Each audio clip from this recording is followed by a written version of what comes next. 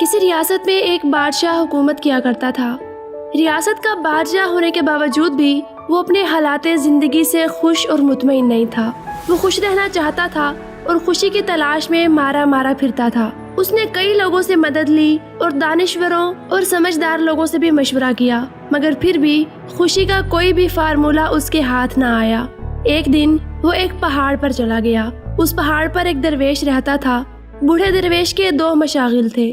صبح صادق کے وقت مشرق کی طرف منہ کر کے بیٹھ جاتا اور سورج کو آہستہ آہستہ آسمان پر ابھرتے ہوئے دیکھتا، اور اس کے بعد وہ جنگل میں چلا جاتا۔ سارا دن وہ جنگل میں گزار دیتا۔ بھوک لگتی تو وہ درختوں سے پھل توڑ کر کھا لیتا۔ پیاس محسوس ہوتی تو وہ ندیوں، جھرنوں اور آبشاروں کا پانی پی لیتا۔ بوڑھے درویش کے پاس رہنے کے لیے ایک جھونپڑی تھی۔ وہ رات کے وقت اس جھونپڑی میں آ جاتا تھا۔ درویش کے پاس سردیوں کے لیے 2 کمبل تھے، گرمیوں کے لیے کھلا آسمان اور ٹھنڈی زمین تھی، اور کپڑے کی ضرورت زائرین پوری کر دیتے تھے۔ بوڑھے درویش کے پاس اس کے علاوہ کچھ نہیں تھا، لیکن وہ اس سب کے باوجود بھی خوش تھا۔ بادشاہ اس خوشی کی وجہ دریافت کرنے کے لیے درویش کے پاس پہنچ گیا۔ درویش نے بادشاہ کی بات کو دھیان سے سنا، مسکرایا، لکڑی کے جوتے پہنے اور بادشاہ سے کہا، بادشاہ سلامت، میں اس کا جواب آپ کے دربار میں جا کر دوں گا۔ بادشاہ نے درویش کو گھوڑے پر بٹھایا اور محل میں لے آیا۔ درویش نے درخواست کی، اب آپ کسی ضرورت مند کو بلائیے۔ بادشاہ نے عرضیوں کی ٹرے سے ایک خط نکالا اور وہ خط وزیر کے حوالے کیا اور کسی ضرورت مند کو طلب کرنے کا حکم دے دیا۔ ضرورت مند کو دربار میں حاضر کر دیا گیا۔ درویش نے بادشاہ کے کان میں سرگوشی کی، آپ حکم جاری کریں، اے ضرورت مند، تم جاؤ، میری سلطنت میں دوڑو، تم سورج غروب ہونے تک زمین پر جتنا بڑا دائرہ بنا لوگے وہ زمین تمہاری ہو جائے گی۔ بادشاہ نے ضرورت مند کو حکم دے دیا۔ حکم جاری ہونے کے بعد بادشاہ، درویش اور درباری محل کے سامنے کرسیاں بچھا کر بیٹھ گئے۔ ضرورت مند کو لکیر کھینچ کر ایک مقام پر کھڑا کر دیا گیا۔ بادشاہ کا رومال ہلا اور ضرورت مند نے دوڑنا شروع کر دیا۔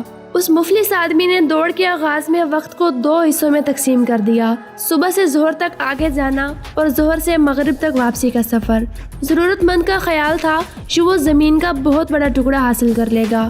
ضرورت مند شخص سر پڑ بھاگتا رہا۔ ظہر کے وقت اس نے 400 ایکڑ زمین گھیر لی۔ فارمولے کے مطابق ضرورت مند کو اب واپسی کا سفر شروع کرنا تھا، لیکن وہ شخص لالچ کا شکار ہو گیا۔ اس نے سوچا، میں اگر اپنی سپیڈ بڑھا لوں تو میں عصر تک 100 ایکڑ زمین مزید گھیر لوں گا، اور میں اگر اسی سپیڈ سے واپسی کے لیے دوڑوں تو میں مغرب تک واپس بھی پہنچ جاؤں گا۔ لالچ نے اس کی عقل بھی سلب کر لی، اس کی کیلکولیشن بھی غلط ہو گئی۔ وہ مزید زمین کے لالچ میں عصر تک بھاگتا رہا۔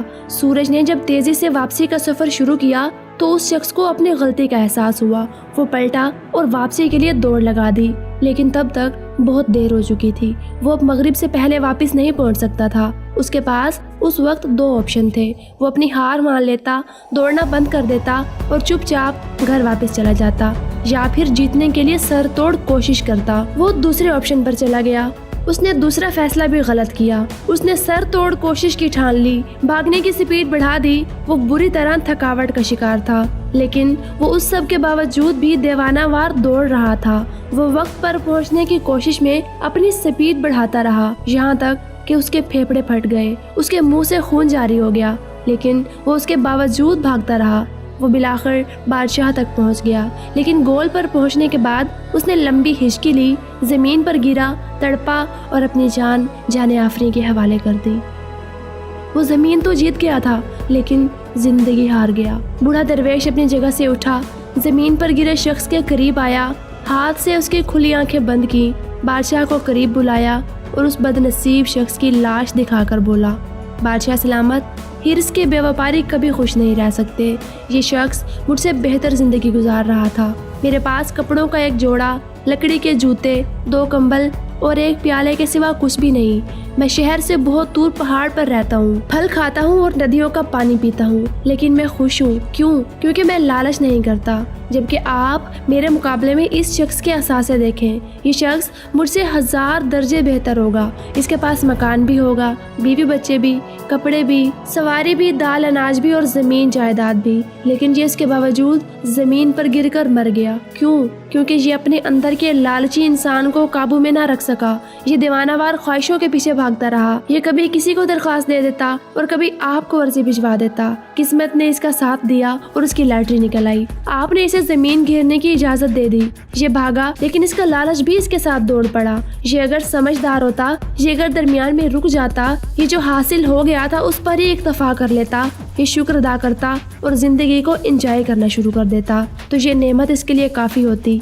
लेकिन ये लालच के घोड़े से ना उतरा, ये भागता रहा यहाँ तक कि लालच ने इसकी जान ले ली। बूढ़े दरवेश ने लंबी सांस ली और बोला, बादशाह सलामत, हिर्स और खुशी दोनों सोतने हैं, ये कभी इकट्ठी नहीं रह सकती। आप खुश रहना चाहते हैं तो आपको उन दोनों में से किसी एक को छोड़ना होगा। खुशी खुद ब खुद आपके घर में बस जाएगी। लेकिन अगर आप लालच के घोड़े पर बैठकर खुशी की तलाश में भागते रहे तो आपका अंजाम भी इस शख्स के जैसा होगा। आप भी इबरत का निशान बन जाएंगे। बादशाह की आंखों में आंसू आ गए। रोते हुए उसने कहा, जनाब, बादशाहत हिर्स की दलदल होती है। आप बादशाह होते हुए खुद को लालच से कैसे बचा सकते हैं? दरवेश ने कहकिया लगाया और फरमाया, इख्तियार में इजाफा बादशाहों की हिर्स होती है, और जो बादशाह ज्यादा से ज्यादा इख्तियारात हासिल करने की कोशिश करता है उसमें और जमीन पर पड़े इस शख्स में कोई फर्क नहीं होता। आप इख्तियारात समेटने के बजाय इख्तियारात बांटना शुरू कर दें, आपको खुशी मिल जाएगी। उम्मीद है आपको आज की ये वीडियो पसंद आई होगी। वीडियो पसंद आई हो तो वीडियो को लाइक करें और चैनल को भी सब्सक्राइब करना ना भूलें। अल्लाह हम सब का हामी और नासिर हो।